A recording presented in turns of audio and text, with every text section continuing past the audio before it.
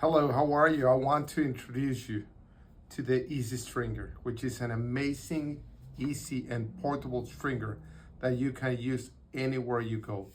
Okay, so we of course sell it at thetennisdepot.com, but I want you to see how simple it is to use it. Okay, first of all, we have this. We have this, which is the base of the racket. We have two floating clamps, and then we have the stringer. Okay, now this stringer is really simple because when you do this, as you can see, it starts moving and it starts getting more away from the racket, the puller of the string. So this means that this gives the exact tension that you're looking for in each string job. Okay, so how easy and simple it is to use it. First of all, I want you to know that it weighs only around 4 pounds, a little bit less. And look how easy it is just to put it on any table or any place that you're at. When I was playing the future qualies with my son at Cancun Tennis Complex, we were taking these ones, and in our room, right next to our room, we had a little drawer, and we would put it in there and we would string our racket there. Okay, so I want you to see how simple and easy it is to string with it. If I would use a professional stringer, yes, it's a little bit easier or more simple, you know, because the machine pulls the string really more comfortable way, right? But of course, I cannot be traveling all around the world with my professional stringing machine, you know, like let's say you have a Bayardo from Wilson. Can you imagine traveling with that all around the world? Okay, like you can't put it in your bag or your backpack and travel with it, right? In this case, you can certainly travel all around the world with this stringing machine, which I find really interesting, okay? So besides these, which is exactly what you get when you buy an Easy Stringer, I recommend you to buy these two, these ones that are the pliers and these ones that are the cutters that cut in an angle. This is really important for stringing a racket, and this is almost everything else that you need to string a racket, besides of course the string. In this case, we're going to be using Black Magic, our best-selling string at Genesis. It was its 15th anniversary last year, and it's a really amazing string that has been used by so many professional players in the past, but as well by many players that really enjoy having the great feeling that this string has, and of course the results that it can bring you in the court are really extraordinary. Okay, so first of all, you have to understand that you have 12 meters here of string, and you're going to be using, just for the first half of the mains, you're going to be using around or about 3 meters, okay, which has to be around 10 feet. So what I usually do to be more certain that I have the right amount of string is this. I'm going to show you, okay? So I'm going to measure it one by one, each string that I need for the 8 strings that go in this side, okay? So 1, 2, 3, 4, 5, 6, 7, 8, and of course, an extra piece for the stringing machine to be able to pull the last string, okay? So we get our string in this side, okay? And now that we have this string, we're gonna get the rest of the string and get it inside through the other side of the racket, okay? So we're starting in the right middle of the racket, okay? And that's usually the way to start stringing a racket of any kind, you know, right in the middle. We get all the string in from both sides, and then we're gonna start using our floating clamps, okay?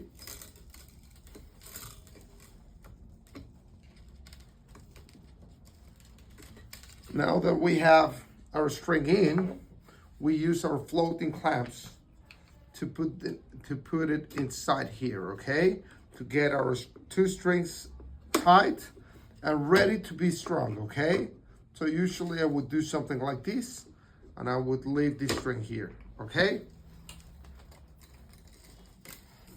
Now going to the other side, we simply get our string inside here, and we are ready to start pulling the first string, okay? So I'll show you how. So remember, we have here, you're gonna see numbers here. These numbers are the tension. When you pull it, it starts going up.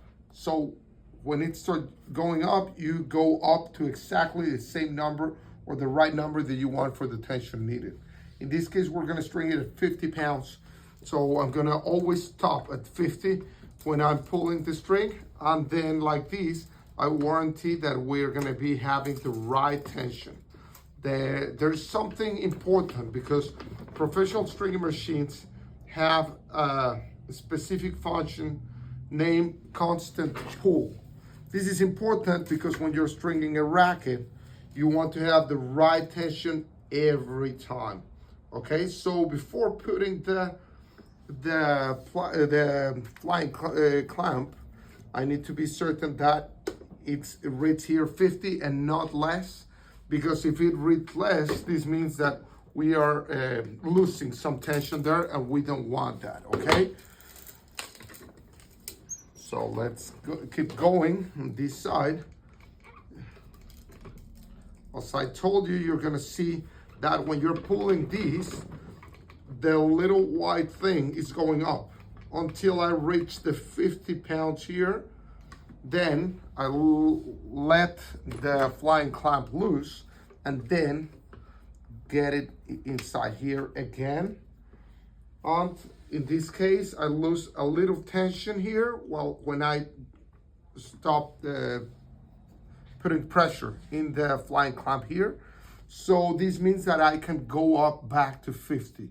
That's what makes it so important to have the constant pull stringing machine that actually the Easy Stringer is, because that gives you that constant pull needed to have always the right tension in each string, okay? Sometimes when you are using a professional string machine, when you drop or when you let loose the clamp, then some tension is lost. But the stringing machine, the professional stringing machine, keeps on pulling. This is really important because when it pulls, that means that they're gonna be getting the right tension each different string that you're stringing, okay? And that's actually what you want. So I have it here at 50.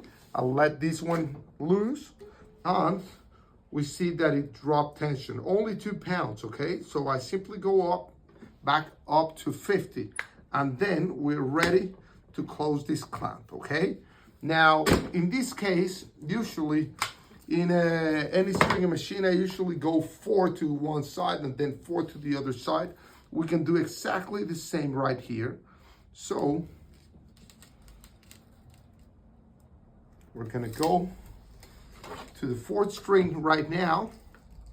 And then after we get the 4th string with the right tension, which is right here, let it loose. And then I see it drop 2 pounds. I simply go back up to 50, and then I close it here, okay? Now that I've done that, the next thing that I do is I start going 4 strings to the other side, okay? So this is really important because this is the way in which we will have the same pressure for the strings in each side, okay? Some people try getting all the strings tight in one side or all the strings tension at one side, and then they simply do this after they finish this side. I don't like doing this because the racket is getting some pressure in this side and none pressure in this side. So we want to have 4 and 4 so the same pressure is even for the racket in both sides, okay? Perfect. Now that this is done, I'm gonna get this string again into the stringing machine.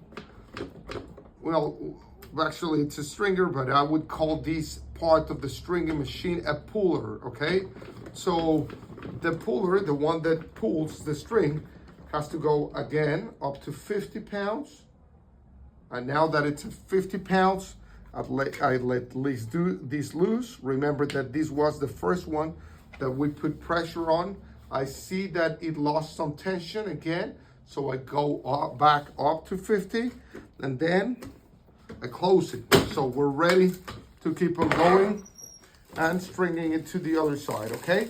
Remember, 4 strings in one side and then 4 strings in the other side.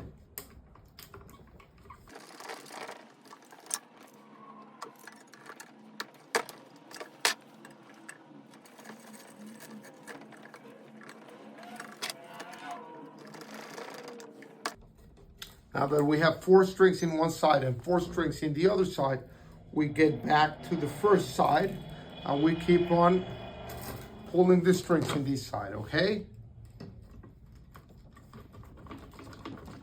Again, it's really simple. You don't need a motor or anything. The motor is actually you. You're the one actually pulling the strings through this mechanism. So it's really simple to do it, and well, that's why they call it an easy stringer, right? And even more if you're using a great quality string like Black Magic, which is really a soft string in the arm, and it feels really easy to string with Black Magic as well, you know. It's a string that I'm amazed at the numbers that it gives us in the play test from Racketpedia, because it has a really good amount of spin, even if it's a round string, okay? So having a round string that also produces a great amount of spin is amazing from my point of view. Now, let me tell you, for the last string that you're gonna be pulling before the knot, usually in a stringing machine, you go 10% over the number that you're stringing. Let's say if you're stringing at 50, then you go at 55. In this one, I recommend you to go a little bit higher. In this case, I'm going at 60, and I'm putting my flying clamps, instead of up, I'm putting them down. What's the reason for this? It's really simple. When I want to make the knot, I don't want the flying clamp to be here in the top, making it a little bit difficult for me to put the knot, okay? Now, for the knot, I'm gonna do something really interesting. I'm making a loop, and then from this loop, I get it up, down, up, above here. But then before I just pull it completely, I go down and up again through the same loop that we started, or that we created the first time, okay? Let me tell you why. This knot is really simple, and it's really easy to do it. Because when you do this, and when you pull, you're actually putting pressure in here, which is exactly the reason why we're putting more pressure there, because we don't want this to be loose, okay? So the most you pull, the better you're gonna be getting this tight, okay? Now, after making it the best possible there, then I just give a second pull here, and now our last strings are perfectly tight. Perfect, that sounds really good. So let's keep on going to string at this side. And I want you to know this, making a string job, without of course giving the full explanation, putting just my energy into stringing. Usually with the easy stringer, it takes me around or about 18 minutes to do a string job. Of course, you have to understand that if this is your first time stringing, it's of course going to take you longer, because you have to start understanding not only the way it works, but also understanding the way to string a racket, okay? But eventually, after stringing a good amount of rackets, you're gonna find your way through. And I think this is really important. Okay, so again, we'll lose a little bit tension there. Get it up at 50 and going. Same case scenario here. For the last one that we're gonna be pulling, we are gonna put the flying clamp down, which I think it's far easier for me to start doing the crosses, okay? So I go up to 50 again, let it loose. If I lose some tension, just go back to 50. And then in this case, I just put it right there, and then I'm ready for the next part. Now, for this piece that it's a little bit in my way, I simply cut it with the cutters. And like this, I didn't have it anymore there in my way, okay? Now, let's start stringing the crosses. Remember that for crosses, we have to string in a way in which one string is up and the other one is down. But that's not only for all the strings that are being, I don't know how to call it, but all the crosses, you have to put one down and one up. But then the next one, the next string, it's really important that you go exactly the opposite of what you have in the previous string, okay? So let's say here, I see that the previous one was up, the next one has to be down, okay? So I always have to take care of this, because a lot of people that are stringing for the first time always make that mistake. They don't realize that the string that goes over the previous one has to be exactly the opposite as the one above, okay? Now, let's start stringing the crosses, okay? Now, for the crosses, we do exactly the same, okay? But in the first one, I'm gonna go higher in the tension. Let me tell you why. Because in this case, when I put the flying clamps, you're gonna see that you have all these spaces where the strings are at. When you put them, you don't want the string to lose a lot of tension there, okay? So that's why we get this first string a little bit tighter, and that's usually the best way to go, okay? Again, I'm getting completely certain that each string is strung exactly the opposite as the previous string, okay? Or as the previous line, okay? So if I have this one up, this one, the next one that I did is down, okay? Now, we can get these two together and have them string like that. Okay, perfect. So let's keep on going like this, all the crosses from the first one till the last one, okay?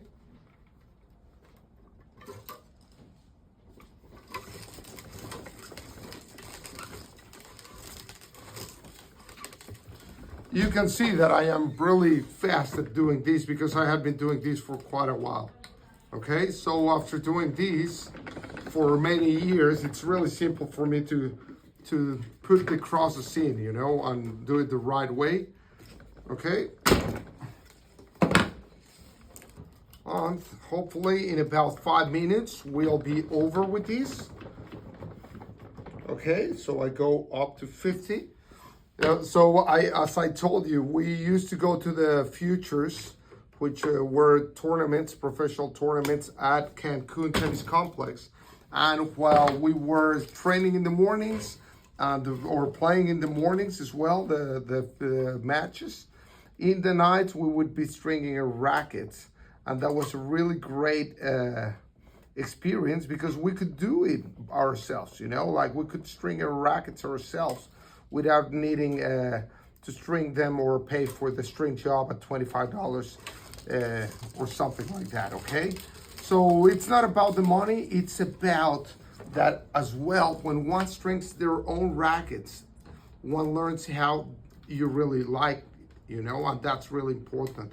A lot of people, of course, like stringing rackets just for feeling the, well, when you have that communion with your racket, right?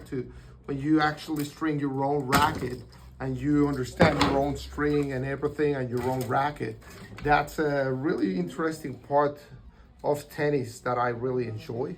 And I personally love stringing my own rackets, even if in many occasions I give my rackets to be strung by one of our assistants. Like this, I get to test the quality of their string jobs as well, which I find really important in our stores and else, right? Now, while I'm stringing, I want you to know that some of the strings that we have developed in the past, we're thinking exactly or specifically in players that are playing professional tournaments or competitive tennis that were having a lot of issues about their strings, like their strings would be breaking all the time or losing tension and else. So for us, this is really important because we believe in creating better quality products. So at Genesis, we decided to create strings that are way better in many different attributes, including the tension stability and the feeling of the string, the power level, the spin level, and all that. And this is a big important part of our development in tennis strings. But as well, now that we're developing like overgrips and else, it is important for us that our overgrips are really great quality, make you feel better while you're playing in the tennis court. And, well, because of Genesis being such an interesting brand, we have also developed better quality apparel, better quality, even dampeners. We have now visors for ladies. We're going to be having soon caps, and the quality caps and the quality products that we're always developing are just being developed to try to find something that is really professional at a great price as well, but that will deliver the best feeling in the player, okay? So what does this mean? Let's say for the apparel, you want to have something that feels amazing at your skin, right? So I like that. I like something that when you're sweating, it gets dry faster or easier. Sometimes players are playing in really humid conditions and they wouldn't really like to have something that is gonna be wet on your body and won't feel good. So we have developed some fabrics, let's say, that keep cool all the time. And that is, I mean, from my point of view, after working on it for ages and for many years, it's something really quite impressive. Now for strings, which strings I recommend? I want you to know that I have created a system for strings because not all players can use the same string and have the best results, okay? Why is this? Because sometimes some players are more aggressive than others. Sometimes some players are more consistent than others. Sometimes some players are more control oriented, like some players are consistent, sometimes players are like baseliners that like hitting hard. Some others are really aggressive trying to go up to the net. So if you analyze your type of game and then you find which of our strings is exactly or specifically fitted to that game, you're gonna find that using a string that is fitted to your game, it's gonna make you play better. And this is important because you want to get better results as well, right? And I mean, actually, I think all tennis players are always trying to looking for getting or achieving better results. And that's a big part of our development in tennis strings, okay? What am I talking about? I mean, we have like 13 different strings. And from those different strings, we also have different colors, and each different colors plays a little bit different than the other. And then we also have different gauges, okay? A gauge is the thickness of the string, okay? Because not all strings are made of the same thickness. And what is the thickness, or what does thickness have to do with playing tennis? Just let me tell you. If you're looking for more durability, you use a thicker gauge, okay? But a thicker gauge as well will be a little bit stiffer in your arm, okay? So if you're trying to find or achieve a softer feeling, then you go for a thinner gauge, okay? So just imagine having gauges from 118 to 133, then you really are looking for the right string that will fit your game. Let's say you're a string breaker and you want to stop breaking strings so often, okay? And I mean players that are breaking their strings every 40 minutes, then you use a string that is thicker, and then the string which is thicker, let's say the case scenario of let's say Hexonic 2.0 and 1.33, then this string is going to be lasting longer for you, and that's going to be amazing. So like this, you won't need to be restringing your racket so often, okay? And a lot of players that are competitive players and that are really exhausted about having to restring their rackets every hour, they can really get benefited by using a better quality string like Hexonic 2.0 in 1.33, okay? Now, there's other type of players that never break strings. So because you never break string, then use the thinner gauge, because that's gonna be giving you a better bite from the ball, a better feeling as well. So that's really important also, okay? If you are not a string breaker and you want to have the best feeling, try this thinner gauge and enjoy your game better. I hope this little introduction to tennis strings was interesting for you. We have been working on it for quite a while, and for us this is really important. So we're 3 strings away from finishing. So the finishing touches are really simple. Just keep on stringing the right way, keep on getting the strings in the right way as well, and we will be finished in no time, okay? So as you can see, I can string almost at the same time that I would in a professional stringing machine. It just takes me a little bit longer because of the time that I use pulling the string, okay? But other than that, it's a really simple process. If you simply start working on it, eventually you're gonna master it, and it's gonna be easy for you to do it.